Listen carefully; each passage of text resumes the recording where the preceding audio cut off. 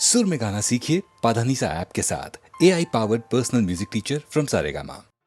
राजवेद्या राजगुह्यं पवित्रमिदमुत्तमम् प्रत्यक्षावगमं धर्म्यं सुसुखं कर्तुमव्ययम्। कृष्ण अर्जुन को वो ज्ञान देने वाले हैं जो विज्ञान सहित है और जो उसको इस दुखी संसार से मुक्त कर देगा। यह विज्ञान सहित ज्ञान सब विद्याओं का राजा है। इससे बड़ी कोई नॉलेज, कोई विद्या नहीं है दोस्तों। यह सब गोपनीयों का राजा है। इससे बड़ा कोई सीक्रेट नहीं। यह अति पवित्र, अति उत्तम, प्रत्यक्ष फल वाला, धर्मयुक्त, साधन करने में बड़ा सुगम और अविनाशी है। जो भी कोई और विशेषण आप लोग जानते हैं वो इस ज्ञान के साथ लगा सकते हैं, क्योंकि यह इतना उत्तम है। कृष्ण अपने भक्त के लिए कुछ भी कर सकते हैं, इसीलिए वो अर्जुन को सबसे बड़ी बात बताने के लिए तैयार है।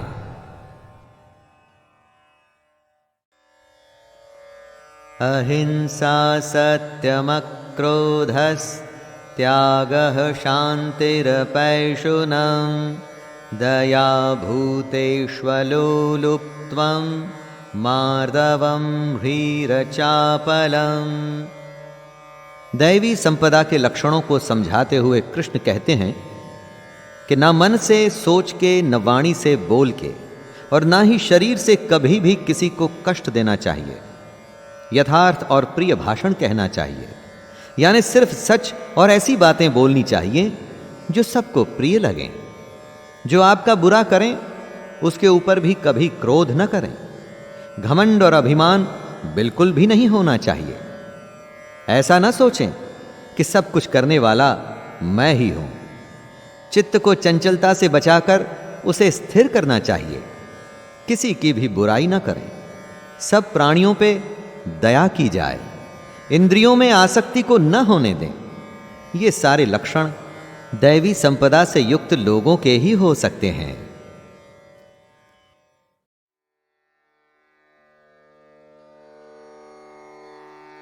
मित्रों, महाकाल के देश में हम भारतवासी काल गणना में पूरे विश्व से कई हजार साल आगे रहे हैं।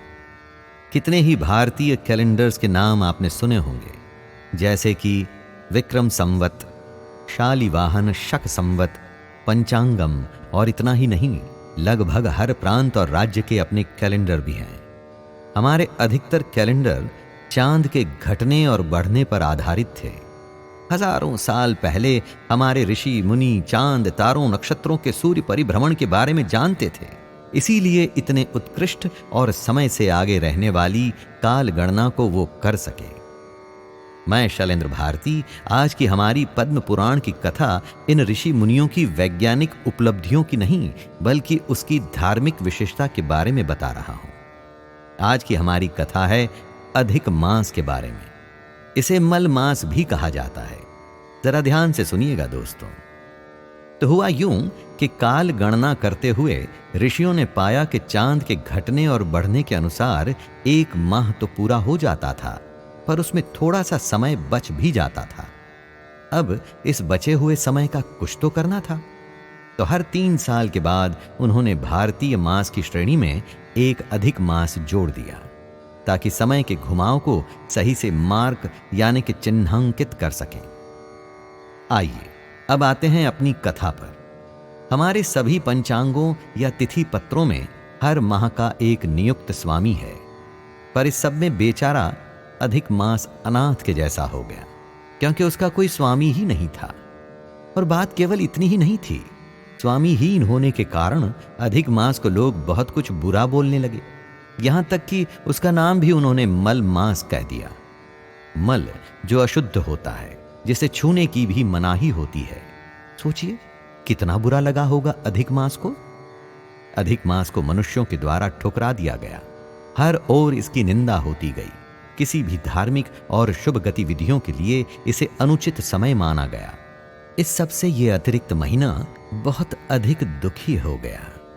जब किसी के पास कोई उपाय नहीं बचता ना, तो वो क्या करता है? अधिक मास ने भी यही किया। वो रोता हुआ अपनी दयनीय स्थिति लेकर वैकुंठ की ओर चल पड़ा।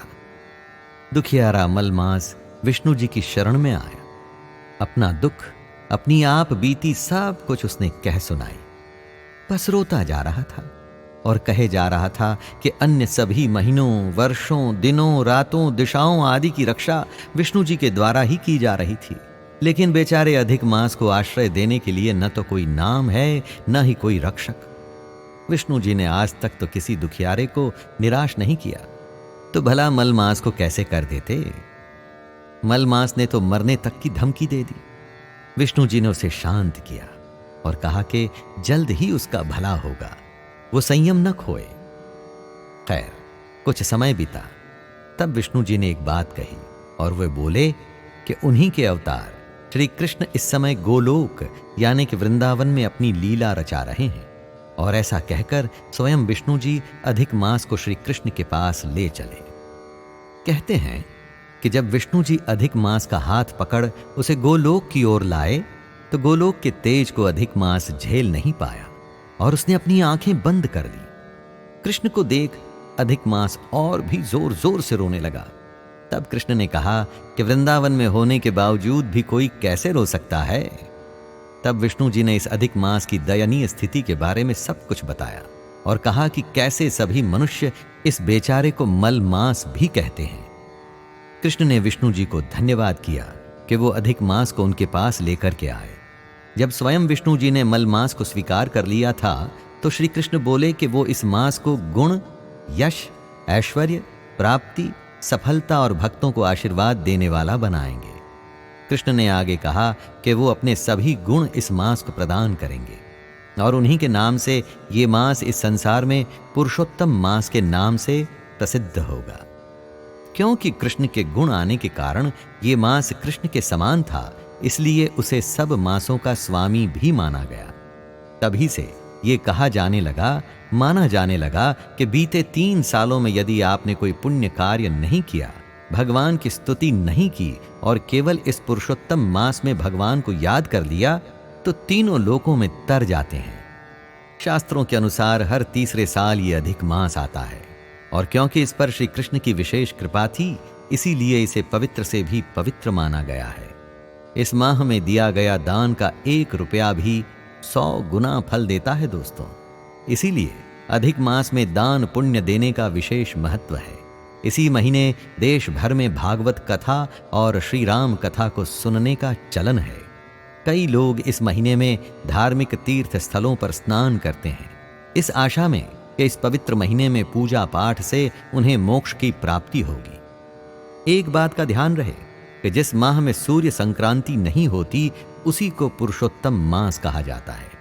इस कारण से इस माह को सर्व मांगलिक कार्य वर्जित माने गए हैं, यानी कि मंगल और शुभ कार्यों को करने की इस महीने में मनाही है। लेकिन ये महीना धर्म कर्म के कार्य करने के लिए सबसे उत्तम और फलदायी है।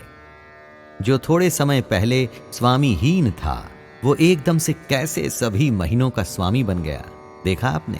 और ऐसा स्वामी बना कि लोग 3 साल की प्रतीक्षा करते हैं कि कब पुरुषोत्तम मास आए और वो अपने पूजा पाठ और धार्मिक अनुष्ठानों को अच्छी तरह से कर सकें। दोस्तों, पुराणों की हर एक कथा किसी न किसी स्पेशल बात को अंडरलाइन करती है। उस बात की गहराई में जाकर उसे जरा अच्छे से समझिए, आपको आध्यात्म और विज्ञान जुड़ता हुआ दिखाई देगा, धर्म अच्छे से समझ आने लगेगा। इसी आशा के साथ मैं शैलेंद्र भारती आपसे आज्ञा लेता हूं। धन्यवाद।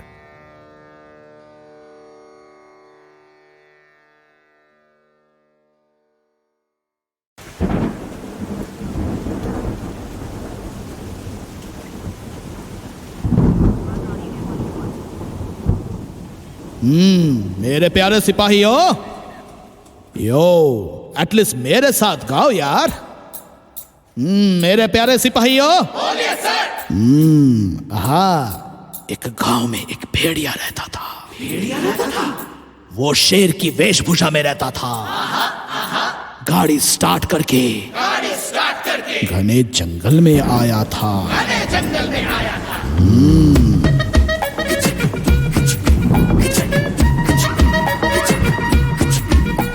शेर के वो जंगल में शातिर भेड़िया कूदा था, शातिर भेड़िया हिसाब चुकाने शेर की गुफा में पहुंचा था।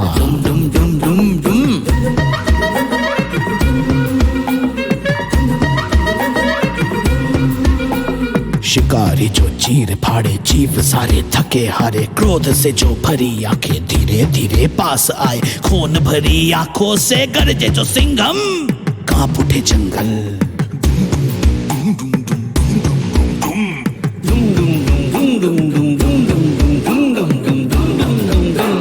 गर्जन को सुन के वो आकाश भी सुन हुआ रे, बारिश की बूंदों से भेड़िया का रंग उड़ गया रे। शेर की वेश में भेड़िया डर से वो थर थर आए, थर थर आए, थर थर आए, थर थर आए। क्यों रे, डर तो लगा होगा ना।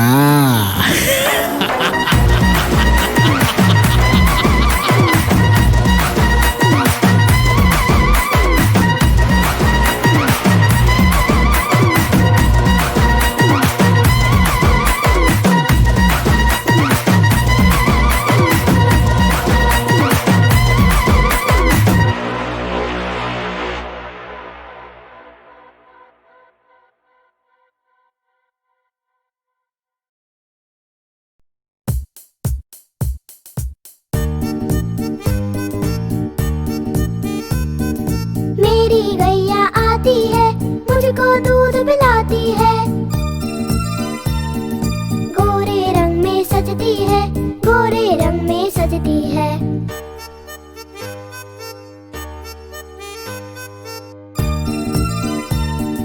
बच्चे सब आ जाते हैं, उसको प्यार जताते हैं।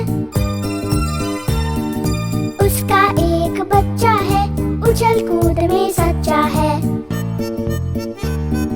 मेरी गैया आती है, मुझको दूध पिलाती है,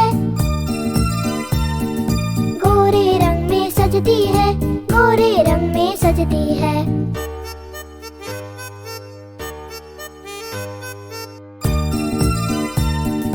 बच्चे सब आ जाते हैं, उसको प्यार जताते हैं। उसका एक बच्चा है, उछल कूद में सच्चा है। मेरी गैया आती है।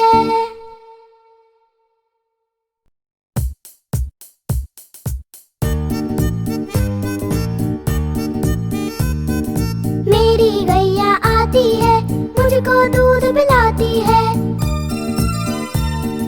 गोरे रंग में सजती है, गोरे रंग में सजती है।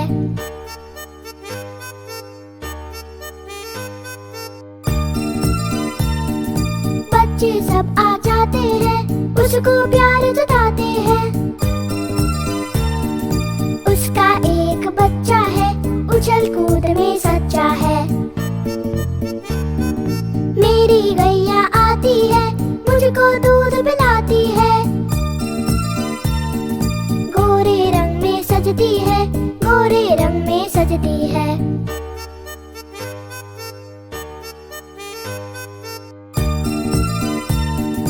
बच्चे सब आ